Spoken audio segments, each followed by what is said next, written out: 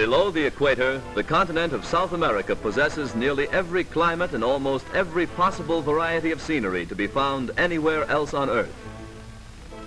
Here are some of the mightiest waterfalls in the world, vast interior regions, the great Brazilian plateau, the Andes, and the wide plains of Argentina and Patagonia.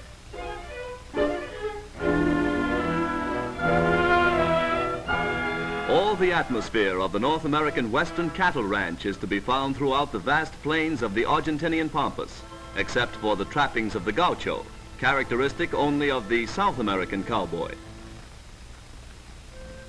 The chief export product of South America, other than Brazilian coffee, is Argentinian beef. West of the Great Barrier of the Andes lies Peru, the land of the Incas, whose descendants today have little to remind them that their ancient peoples dominated the present territories of Bolivia, Peru, and Ecuador. Their empire fell before Pizarro of Spain and a handful of men, who enslaved these proud people and sacked their temples of a vast store of gold that never reached Europe. This treasure of the Incas is believed still to be intact in some forgotten tomb. The native Peruvian Indians are a gentle race, still speaking the language of the Incas, and still practicing some of the arts and crafts of their tribes. Here and there, ancient streets of Inca cities can still be seen. For some 1,500 miles along the Chilean border, the snowy Cordillera Range forms the boundary between Chile and Argentina, and the highest mountain peak in the Western Hemisphere, Aconcagua, lifts its snow-crowned summit to a height of over 23,000 feet. Buenos Aires, capital of the Argentine Republic, is a city renowned for its magnificent avenues and boulevards, the most noteworthy being the Avenida de Mayo. It's the largest city south of the equator, and is not only the commercial center of Argentina, but is also the foremost city socially, politically, and industrially. Some of the most exquisite marble monuments to be seen in the world are features of this great city, commemorating historic episodes. But they do equal honor to the masters of mallet and chisel, who gave eternal life to the stone in delicate figure work and graceful life-size groups.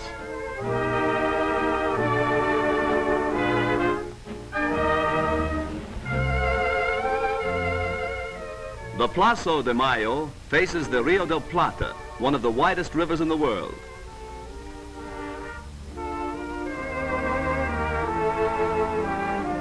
Some of the older thoroughfares are as narrow as was the vision of colonial planners who couldn't foresee that Buenos Aires would ever have a traffic problem.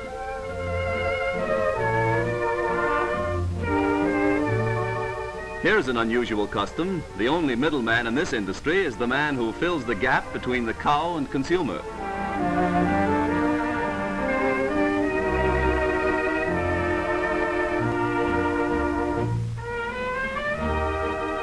There's a novel artistic genius in Buenos Aires who is the delight of children and a friend beloved by hundreds of pigeons that he regularly feeds on the Plaza de Mayo.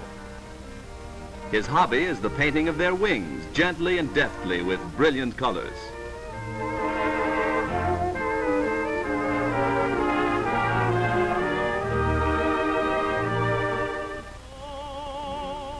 On a Sunday afternoon along the banks of the Rio de la Plata, music fills the air as Argentinians serenade the city from the river. Abrazado con el tuyo, pero el alma separado. No llores, mi alma, no llores, no, que por tus penas me muero yo.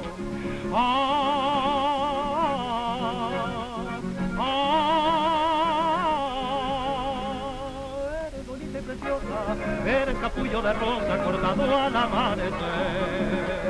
Eres bonita y preciosa, eres capullo de rosa cortado al amanecer. Not far inland on the Pampas, the tempo of a typical Gaucho dance is heard.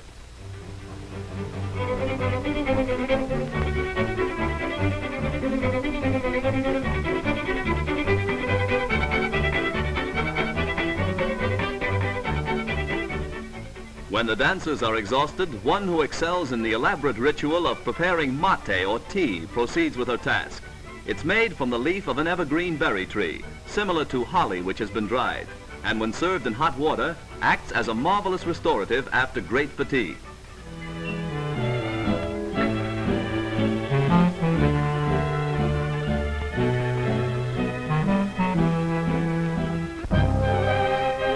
Northward is Rio de Janeiro, second city of South America, enshrined in the majestic setting of a spectacular shoreline encircling the busy harbor.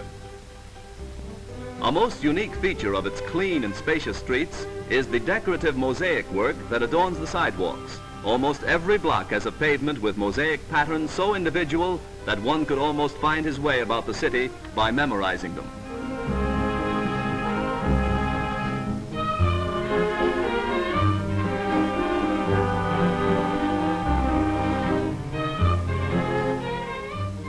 The old city, which is now the business center, abounds in shops of every description. Vendors are everywhere, offering everything they can carry, but specializing in pets from the Brazilian jungles, such as bright-plumed parrots that speak Portuguese, and the marmoset, the tiniest primate relative of man. Once, the King of Portugal removed his court to Rio and brought with him the seeds of the famous royal palms. They have since multiplied throughout the country. The Jockey Club of Rio is not only one of the finest equestrian clubs in the world, but is also the center of the city's social life. Horse racing was enthusiastically sponsored by the Portuguese royal family until the overthrow of the empire in 1889. And although regal splendor is gone, society revolves about the Jockey Club, and the sport of kings remains.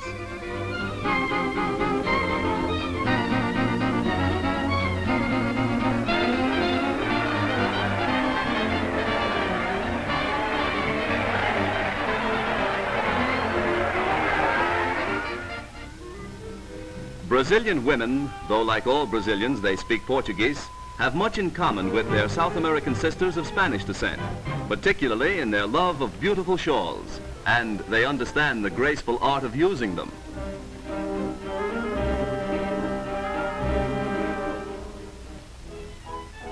A few miles from Rio, one may see the first stages of a most unique occupation. Strangely enough, the nets which are waved to and fro actually attract the beautiful silken butterflies, even as moths are attracted by flame. The butterflies of Brazil are much larger and more colorful than those of North America and Europe. After they're caught, they're sold to small shops in the city, where their wings are immortalized by a knot that was developed in Rio many years ago.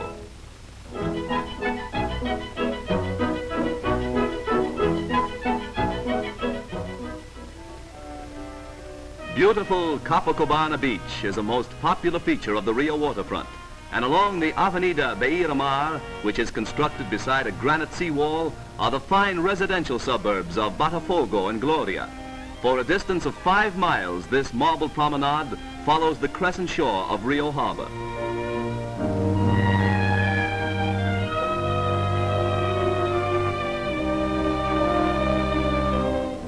Of all the South American vistas, here is to be found one of the most magnificent. It is to be seen from the top of Sugarloaf Mountain, the gigantic promontory that stands like a mighty sentinel of the great metropolis and harbor of Rio. Few beauty spots in the world can surpass the loveliness of Rio within the majestic setting of the world's most beautiful harbor.